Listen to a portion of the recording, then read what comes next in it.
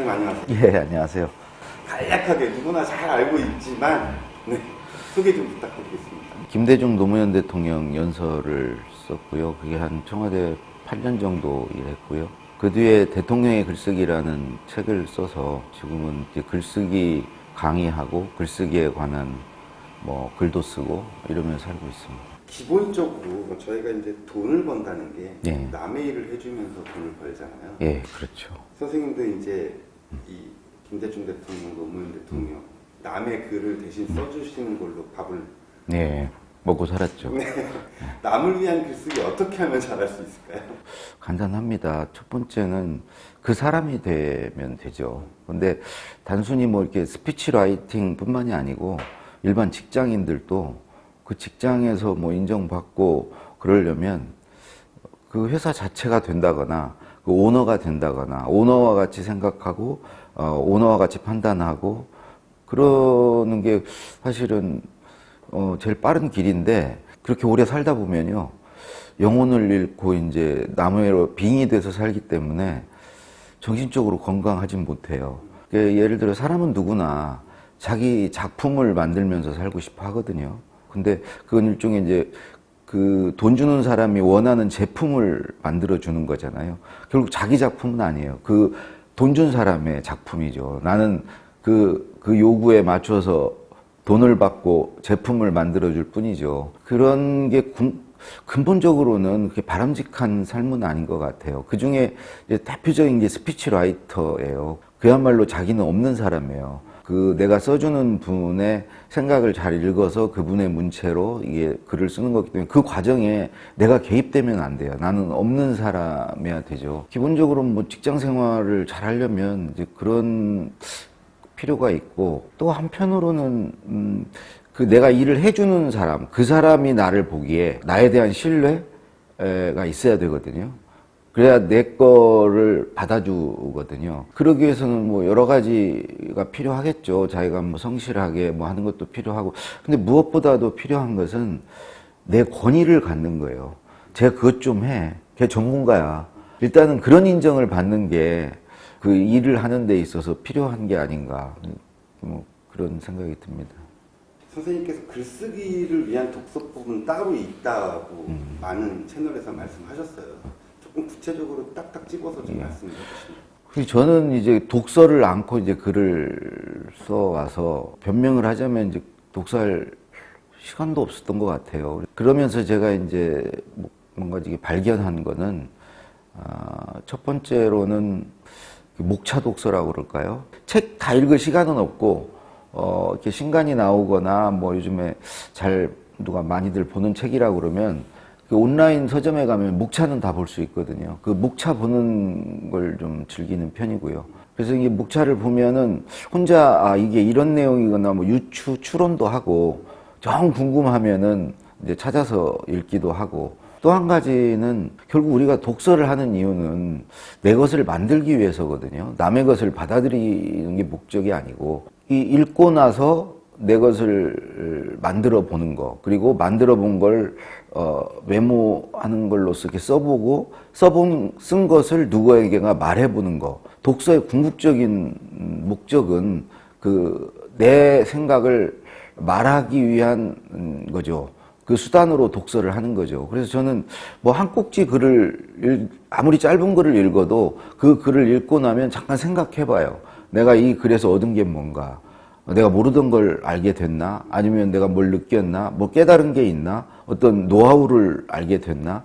거기서 얻은 게 하나도 없는 글은 거의 없었던 것 같아요. 그래서 뭐라도 한 줄이라도 떠오르면 그거를 메모해요. 메모하고 이제 사람 만날 때를 기다려서 호시탐탐 그걸 써먹을 기회를 엿보죠. 그래서 밥을 먹건 커피를 마시건 내가 메모하는 게 있는데 그거 언제 얘기하지? 그래서 그런 얘기하는 게 되게 즐거워요. 그러니까 그게 즐겁다 보니까 또 책을 아무래도 찾게 돼요. 책을 안 보면 그런 즐거움을 못 누려요. 메모거리가 떠오르질 않아요. 말할 거리가 없는 거죠. 그러니까 굳이 책이 아니더라도 저는 칼럼을 읽는다거나 또 SNS에서 무슨 남들이 써놓은 짧은 글들이 있잖아요. 또는 블로그의 글들 이런 거 어느 한 꼭지를 보면 반드시 내 걸 챙기려고 하죠. 예. 그게 저의 뭐 독서 습관 같은 거라고 생각이 듭니다. 우리가 이제 그런 얘기들도 많이 하잖아요. 젊으면 크리에이티브하다. 젊으면 신선하고 창의적이다. 라고 생각들 하잖아요. 동의하십니까? 동의를 일단 하고요. 그 동의하는 이유를 말씀드리면 저는 이제 글을 쓰는 사람으로서 글을 쓴다는 거는 두 가지로 쓰는 거거든요. 기억과 상상으로 써요. 기억은 내가 알고 있는 지식, 정보, 나의 경험 이런 것들이 다 기억이죠. 근데 다 과거의 것이에요. 이미 있던 거예요.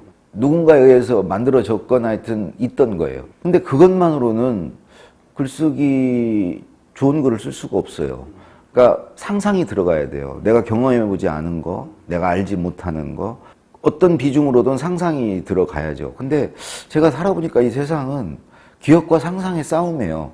회사에 신입사원으로 들어가서 사원 대리 시절은 저는 상대적으로 기억이 부족하죠. 아는 것도 적고 경험도 적고 윗분들은 그게 많고 그래서 뭔 얘기를 하면 야 그거 안 돼.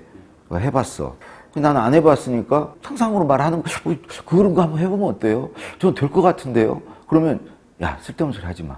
그거 안 돼. 근데 나중에 보니까 이분들이 기억으로 말하는 분들이 승률이 한 97%예요. 안전빵이야. 이쪽 상상으로 말하는 사람은 그게 한 3% 미만이야. 그러니까 늘 기억이 이길 수밖에 없어요. 그러면 기억으로 말하는 사람이 이렇게 얘기해요. 내가 뭐라고 그랬냐? 내가 안 된다고 그랬지. 또 내 말 들었어야지. 너 이거 어떡할 거야? 네가 책임지지 마. 귀착이 그리 돼요. 그러니까 점점점 이제 상상을 내려놔요. 시키는 거 잘하자. 말 잘 듣자. 내가 굳이 나설 필요 있는가? 모난 돌이 정 맞는다. 그래서 이제 무기력해지죠. 길들여지는 거죠.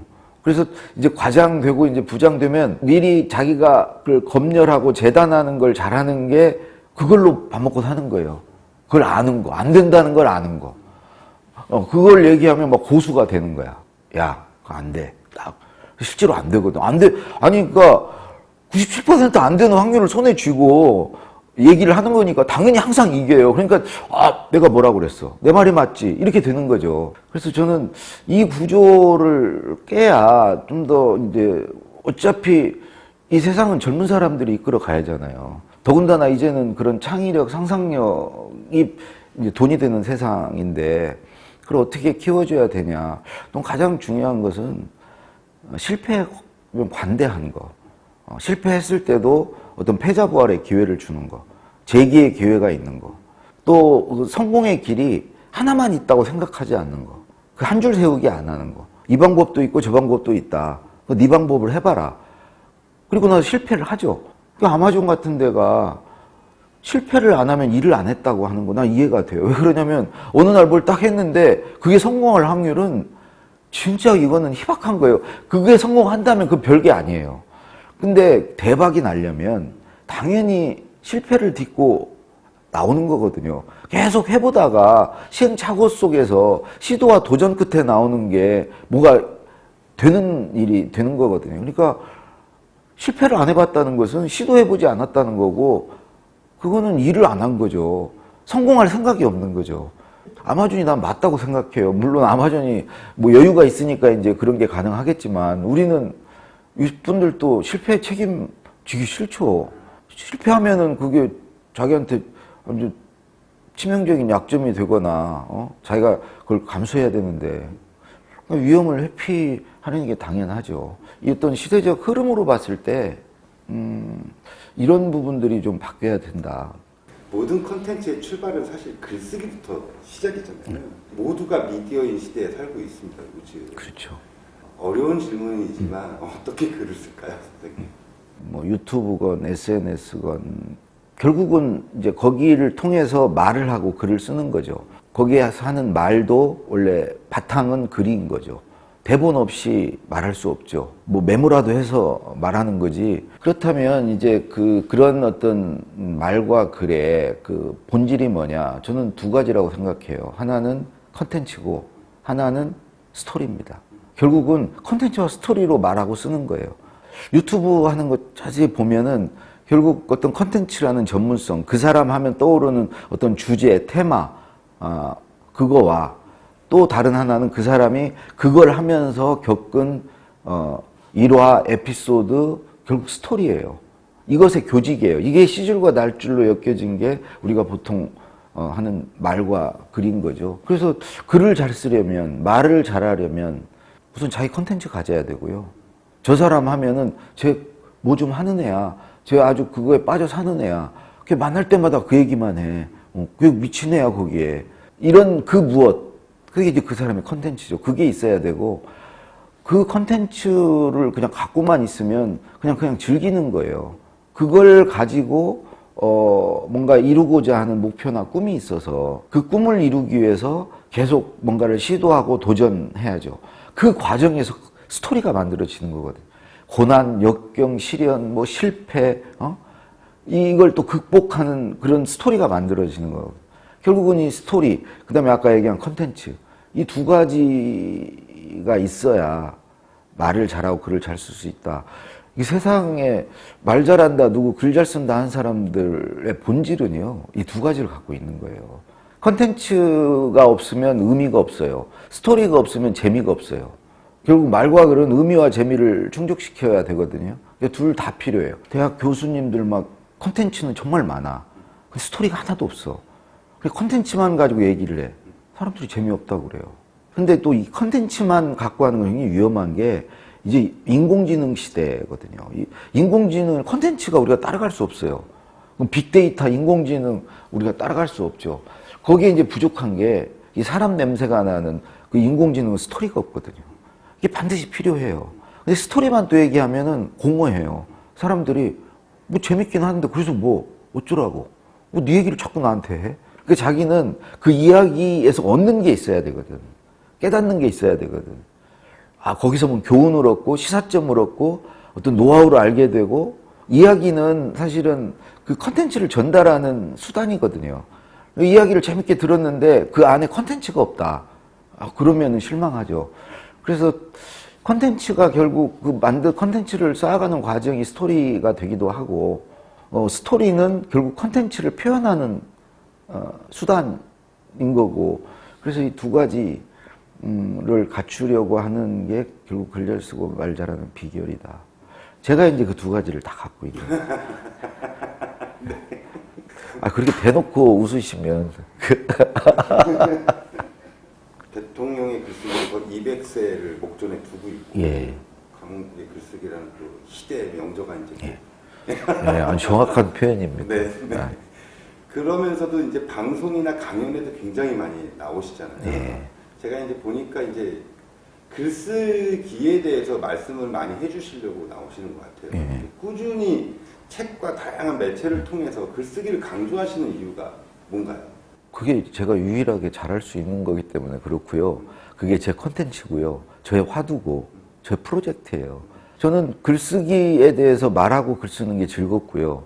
그거는 누구보다 좀 잘할 수 있다는 좀 생각이 들고요. 글을 잘 쓸 수는 없어요. 또 글을 잘 쓰려고 하는 것은 좀 무모한 도전 같아요. 워낙 재능을 타고나고 글을 잘 쓰는 사람들은 많거든요.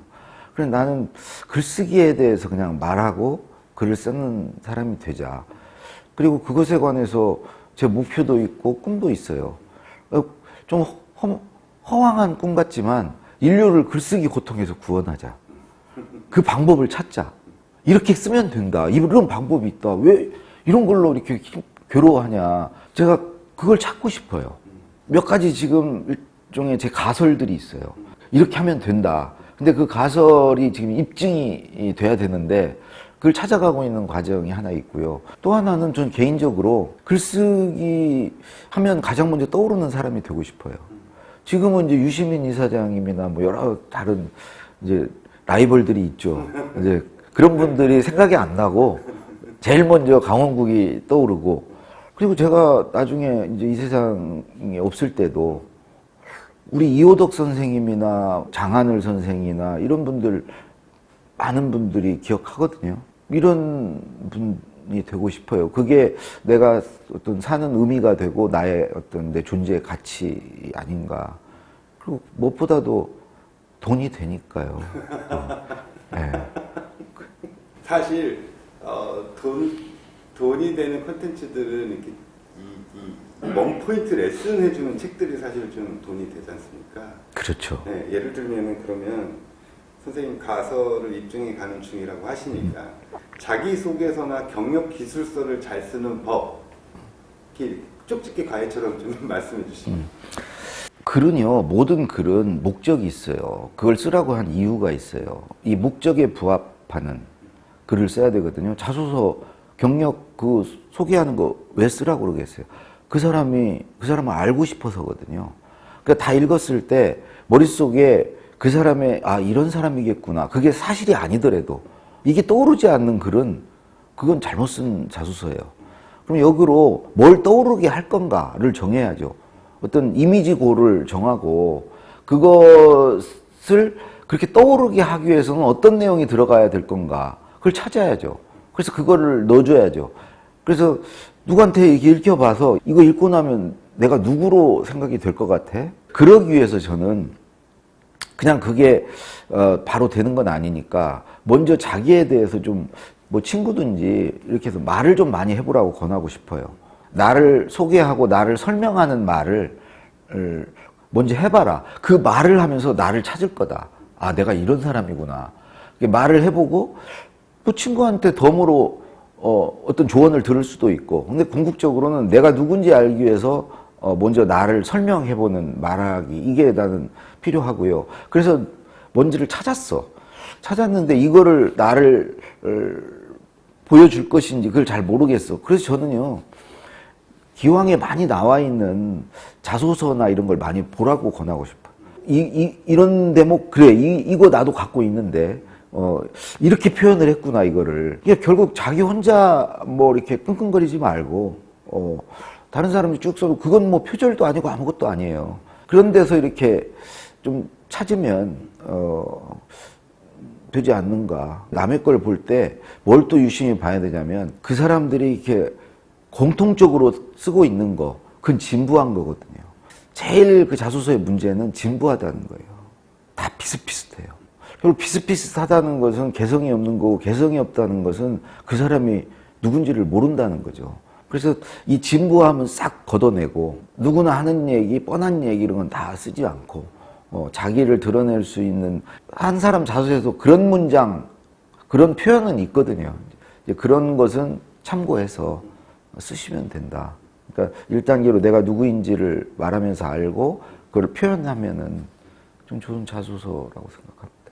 아까 이제 최초의 질문으로 되돌아가서 남을 위한 글쓰기로 지내오셨던 기간이 영혼을 갉아먹는 기간인 것처럼 말씀하셨는데, 저희 컨텐츠는 사실 본인의 액션을 좀 강조하는 컨텐츠거든요. 글쓰기 두려워하지 말고 이렇게 시작하면 좋겠다라고 좀 말씀해 주실 포인트가 있으십니까? 크게 얘기하면 일단은 한 번 살다 죽는다. 그 사람은 한 번 왔다 가는 거다. 천상천하유와 독존이다. 내가 누구의 눈치도 안 본다. 누가 나한테 감히 지적질 할 수 있냐. 저도 뭐 SNS나 이런 거 쓰면 누가 와서 자꾸 참견을 해요. 댓글을 달고.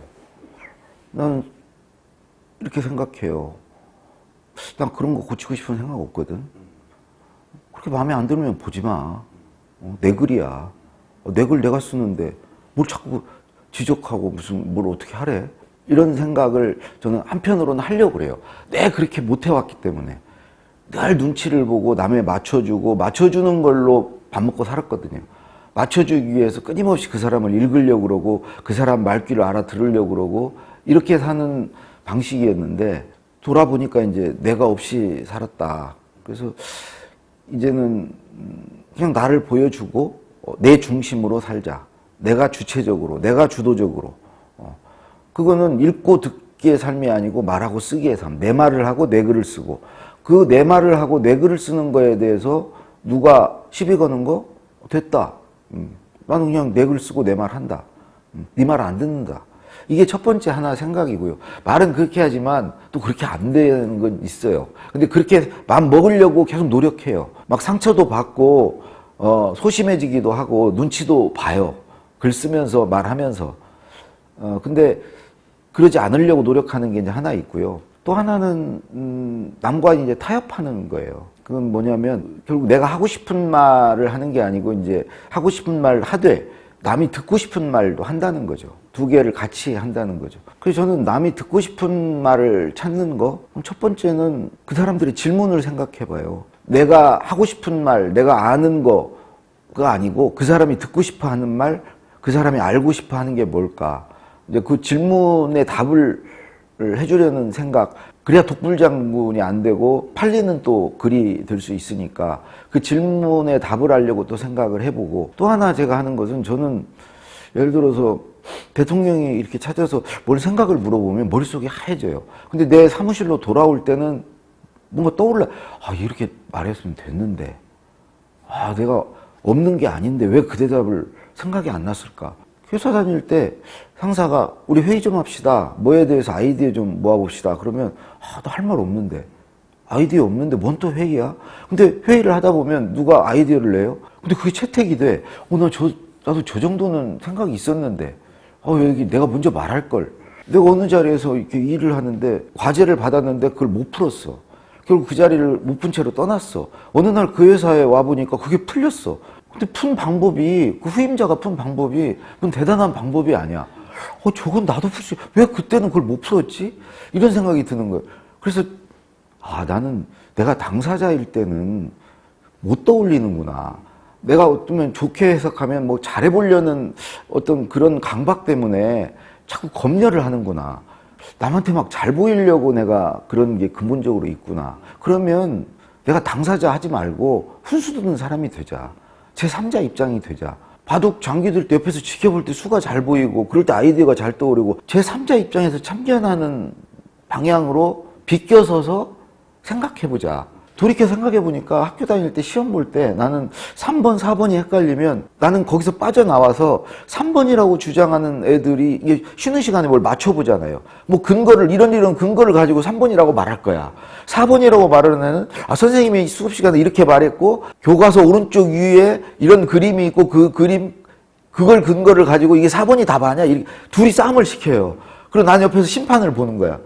들어보면 한쪽이 이겨요. 그쪽 편에 손을 들어주고 나는 그걸 찍는 거야.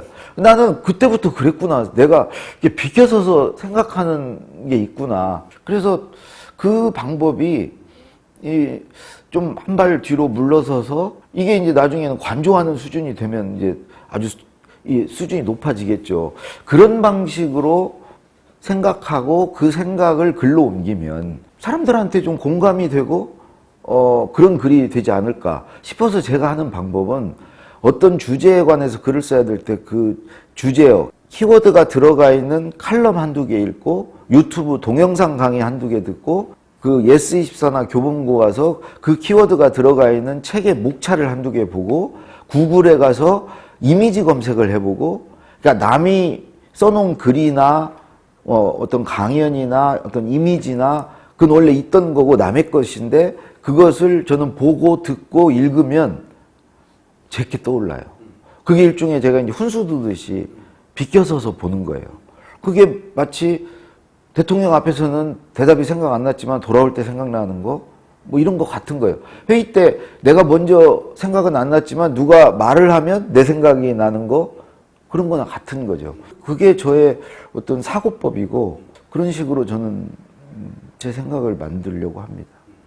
끝으로 우리 삼행시 독자분들한테 글쓰기를 또는 독서를 넣지 않은 응원의 메시지 하나 부탁드리겠습니다. 가장 핵심적인 것은 메모하는 습관을 들이는 거예요. 말이건 글이건 또 독서하고도 관련이 있는데 그 핵심에 메모가 있어요.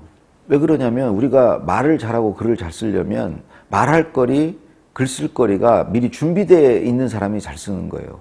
우리가 글을 쓴다는 건 이미 있는 것을 써먹는 시간이지 그걸 만드는 시간이 아니거든요. 말하기도 마찬가지고. 그럼 이미 있는 것은 어떻게 만드냐? 메모로 만드는 거예요. 늘 메모를 해두면 그 메모한 게 말이 되고 글이 되는 거거든요. 그리고 메모하는 사람은 독서를 즐기게 돼요. 여러분 독서할 때 메모거리가 가장 잘 떠올라요. 우리가 뭐 산책할 때 또는 뭐 누구와 대화할 때 뭐 잠들기 전에 뭐 메모거리가 잘 떠오르는 순간들이 있는데 가장 잘 떠오르는 것은 독서할 때예요. 그럼 자연히 메모를 하는 사람은 독서를 즐길 수밖에 없어요. 나는 독서할 때 메모거리가 잘 떠오르니까 자연히 독서도 즐기게 되고요. 공부를 좋아하게 되고요. 말을 잘하게 되고 글을 잘 쓰게 되죠. 독서하는 사람, 글 쓰는 사람에게 한 말씀 드리고 싶은 것은 메모하셔라. 메모하는 삶을 사셔라. 메모하는 습관을 들여라. 이렇게 말씀드리고 싶습니다.